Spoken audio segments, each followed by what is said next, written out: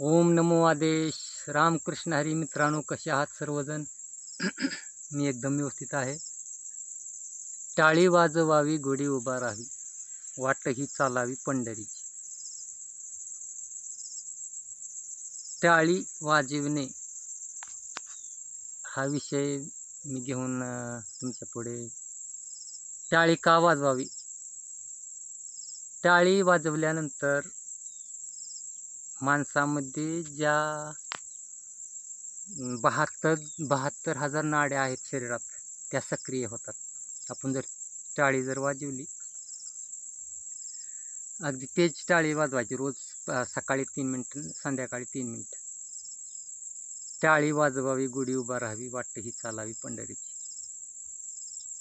त्यानं टाळी वाजवल्यानंतर ह्या हातामध्ये ॲक्युपंक्चरचं बिंदू आहेत बघा. ह्या सर्व ह्यात रिमोट आहेत सर्व अवयवांचं ह्या हातामध्ये. आपल्या टाळी वाजवल्यानंतर ह्याच्यावर दबाव पडून ही सक्रिय होतात आणि सर्व आरोग्य व्यवस्थित चालतं. 72,000 नाड्या ज्या आहेत, आपण असं टाळी वाजवताना मार बसतो ना, त्यामुळे सर्व शरीर जागृत होऊन एक उष्णता अंगात निर्माण होते आणि त्यामुळं शरीर निरोगी राहण्यास मदत होते. सर्व सांधेदुखी असेल, गुडघेदुखी असेल, कंबरदुखी असेल, सर्व सांध्याचे जे आजार आहेत ते टाळी वाजवल्यानंतर बरे होतात.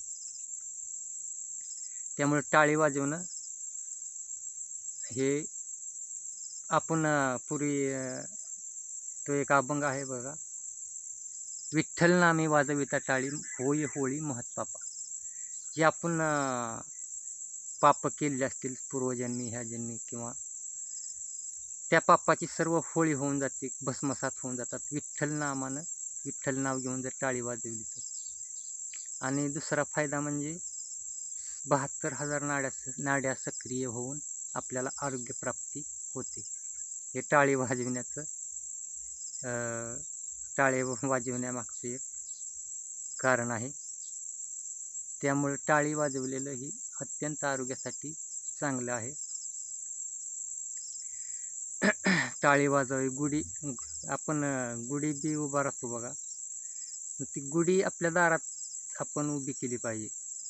कारण गुढी साधू संत महात्मे जे आहेत का ना, आपल्या जाताना दिसतात बघा. गुढी त्यांच्या एक पताका असते बघा. गुढी केसरी कलरची किंवा भगव्या कलरची पताका असते, झेंडा असतो, किंवा त्याला ब्रह्मध्वजा किंवा ध्वजा म्हणतात. ती घेऊन जातात आणि ती आपल्या खांद्यावर असते ना. ती लाकडी असते, एक काठी असते, काठीला ती कापड भगवं वस्त्र गुंडाळलेलं असतं, त्याची पताका केलेली असते. त्यामुळं काय होतं पहा, आपल्याला फक्त अन्नापासून ऊर्जा मिळते असं नाही. ह्या सृष्टीमध्ये जी काही ऊर्जा भरून राहिलेली आहे, आकाशीय ऊर्जा, तो जो कलर आहे, भगवा कलर, कोणताही कलर असू द्या, जो गडद कलर आहे तो आपल्याकडे आकाशीय ऊर्जा खिचून घेतो. आकाशीय ऊर्जा खिचून घेतो आणि त्या काठीच्या मार्फत शरीरामध्ये त्या ऊर्जेचा संचार होतो.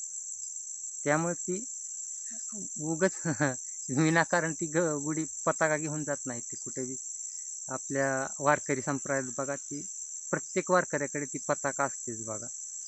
कारण चालायचं असतं भरपूर, चालत पायवारी करायची असते, त्यामुळे ऊर्जा भरपूर लागते ना. त्यामुळे आकाशीय ऊर्जा खिचून घेण्यासाठी ती पताका संग असावी लागते. म्हणून ही काही अंधश्रद्धा नाही. ती पताका म्हणजे त्यात धर्माचं एक खूण पण आहे आणि ती एक आरोग्यवर्धक आहे. आरोग्य, त्यापासून ऊर्जा शरीराला मिळते, म्हणून त्या गुढीचं एक असाधारण महत्त्व आहे. त्यामुळे ती गुढी, जी काही पताका आहे, ते वारकरी घेऊन जात असतात. कारण चालायचं असतं भरपूर, चालत जात असताना टाळी वाजवायची.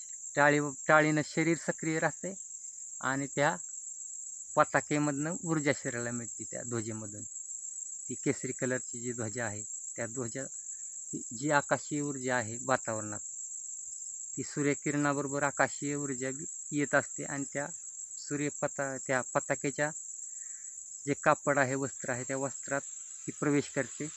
वस्त्रातून जी काठी आहे त्या काठीतून ती प्रवेश शरीरात करते आणि ती आपल्याला मिळते. म्हणून त्या पताका घेऊन जाण्यामागे हे कारण आहे. ती परंपरागत चालू असलेली ऋषीमुनींनी चालू केलेली ती पद्धत आहे.